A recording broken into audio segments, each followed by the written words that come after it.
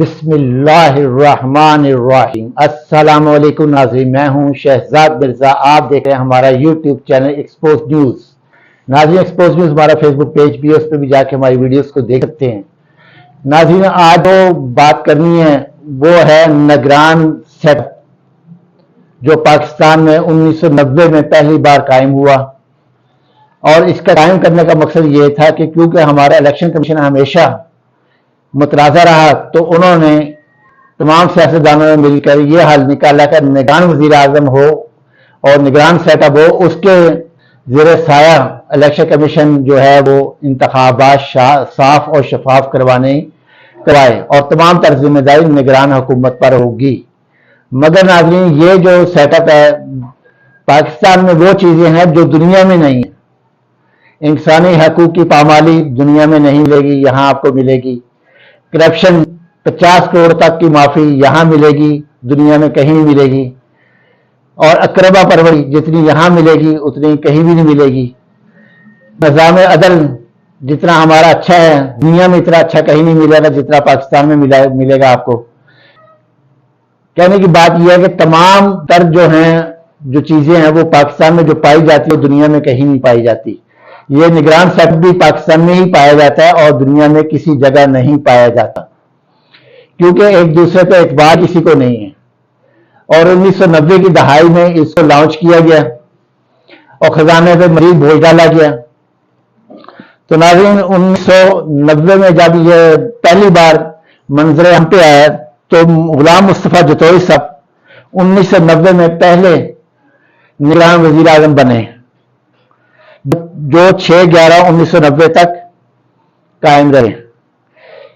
پھر میر بلک شیر مزاری صاحب 1993 میں بنے، 18/4/1993 کو بنے اور 26/5/1993 تک رہے، انتخابات کرا کر چلے گئے۔ پھر معین احمد قریشی صاحب آئے کہ جو امپورٹڈ تھے، ان کا آئی ڈی کارڈ بھی نہیں تھا، آئی ڈی کارڈ ان کا وزیر اعظم بننے کے بعد بنا۔ تو یہ رہے ہیں، یہ آئے ہیں 18/7/1993 سے لے کر 19/10/1993 تک، یہ بھی انتخابات کرائے انہوں نے بھی چلے گئے۔ سب سے ہر دل عزیز جو نگران وزیر اعظم آئے ہیں، جس کو نون لیگ کے لوگ بھی، تمام سیاسی پارٹیوں کے لوگ جو پسند کرتے تھے اور آج تک پسند کرتے ہیں ان کو، وہ ہیں پاکستان پیپلز پارٹی کے ملک معراج خالد صاحب، جو کہ نگران وزیر اعظم ہونے کے باوجود کرائے کے مکان پہ رہتے تھے، کوئی ایسی آسائش نہیں کی، پرائم منسٹر ہاؤس پہ شفٹ نہیں ہوئے۔ یہ سب سے بڑا ان کا ایک خاصہ تھا کہ وہ نگران بننے آئے تھے، نگران بن کے ہی واپس گئے ہیں، وہ کبھی انہوں نے کوئی ایسی عیاشیاں نہیں کی قوم خزانے سے۔ تو یہ رہے، یہ آئے 17/5/11/1996 سے لے کر 17/2/1997 تک رہے ہیں یہ۔ پھر اس کے بعد 5ویں وزیر اعظم آئے، نگران وزیر اعظم آئے ہیں میاں محمد میاں صوبرو صاحب آئے ہیں۔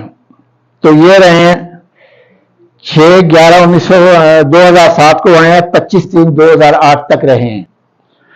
پھر چھٹے آئے ہیں جسٹس ریٹائرڈ میر ہزار خان کھوسو صاحب، یہ 23/5/2013 کو آئے ہیں، 4/6/2013 کو چلے گئے۔ پھر جسٹس ریٹائرڈ ناصر الملک صاحب تشریف لائے، نگران وزیر اعظم بنے۔ انہوں نے جو ہے 1/6/2018 کو انہوں نے آئے، 17/8/2018 کو انتخابات کرا کر چلے گئے۔ اب آئے انوار الحق کاکڑ صاحب، یہ 8ویں نگران وزیر اعظم ہیں، انہوں نے اپنا حلف لیا 12/8/2023۔ اب یہ کب جائیں گے یا پتہ نہیں ہے، 90 دن کے لیے آئے ہیں یا کتنے دن کے لیے آئے ہیں، اب یہ کوئی پتہ نہیں ہے کس وقت انتخابات کرائیں گے۔ وقت ان کا پورا ہو جائے گا، مگر لگتا نہیں ہے انتخابات کرائیں گے، کیونکہ کوئی بھی اس وقت جو معاملات چل رہے ہیں وہ معاملہ یہ چل رہے ہیں کہ یہ جو وزیر اعظم آ رہے ہیں، وزیر اعظم ہیں کاکڑ صاحب، آنے سے پہلے ہی ان کی ساری چیزیں باہر آنی شروع ہوئی سوشل میڈیا پہ، کئی تصاویر، کئی ڈاکومنٹ آنے شروع ہو گئے ہیں۔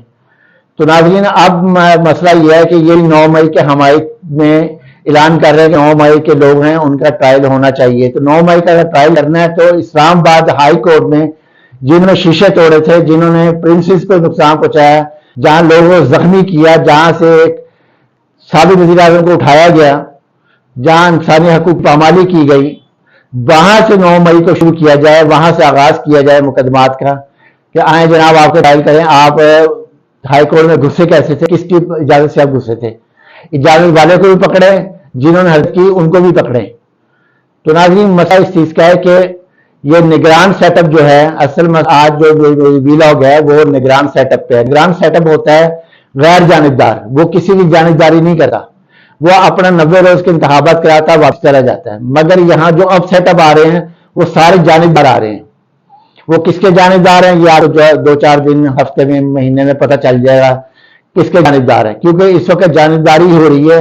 इस वक्त अना का मसला बनाया हुआ है, रियासत का मसला नहीं है, मुल्क का मसला नहीं है, अना का मसला है। अना को ठेस पहुंची हुई है, अना को ठेस को तस्कीन देने के लिए मुल्क का निजाम को दाव पे लगाया, मुल्क को दाव पे लगा दिया। अवाम भूख मर गए और अपने केस खत्म करवा कर चले गए। आज वो लंदन चले गए अपनी बेगम साहबा को लेकर कि जी खातून ने साहब का खातून है, वो बीमार हो गई है, उनको लंदन लेके जा रहे हैं। तो नाज़रीन अभी भी वो क्योंकि अभी हैं तो वो उन्होंने लेके जाना है, कौमी खाते पे जाना है। तो नाज़रीन वीडियो अच्छी लगे शेयर करें, लाइक करें, हमारे चैनल सब्सक्राइब करें। शुक्रिया।